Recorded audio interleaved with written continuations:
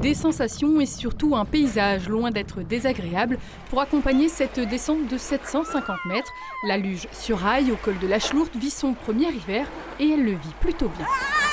On fait 250-300 luges par après-midi. Les gens ne font pas que du ski, en plus pas toute la semaine, donc c'est une activité complémentaire qui plaît bien aux familles. C'était super bien, ouais, vraiment. Par contre, j'aurais dû mettre mes gants parce qu'il fait bien froid, mais c'était vraiment sympa. Bon, on est venu surtout pour le ski, mais on s'est dit pourquoi pas faire ça avec les enfants, ça fait une activité supplémentaire, quoi. On s'est bien amusé, le petit n'a pas eu peur, vraiment au top. À quelques mètres de là, pas d'importante file d'attente pour embarquer sur l'unique télésiège de la station qui dessert 2 pistes bleues. Si l'an passé, la saison était quasi nulle avec seulement 3 jours d'ouverture, cette année s'annonce plutôt correcte. En moyenne, pendant les vacances scolaires, près de 500 forfaits jours sont vendus. C'est un hiver encore un petit peu compliqué, on n'a pas beaucoup de neige, mais malgré tout, ça fonctionne. On n'a que 2 enneigeurs, les 3/4 du domaine sont enneigés naturellement. Et donc voilà, on suit l'évolution de la météo. Là, on a une vingtaine de centimètres.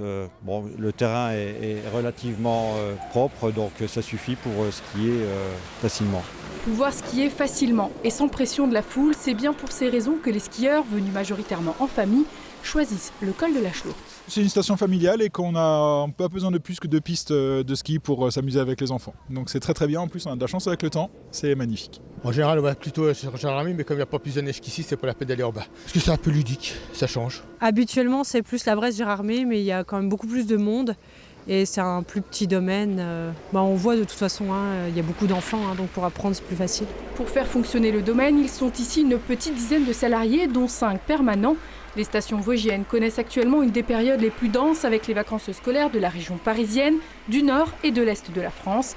La météo pourrait bousculer les plans d'ici quelques jours puisque plus de 10 degrés sont annoncés d'ici le milieu de la semaine sur les hauts.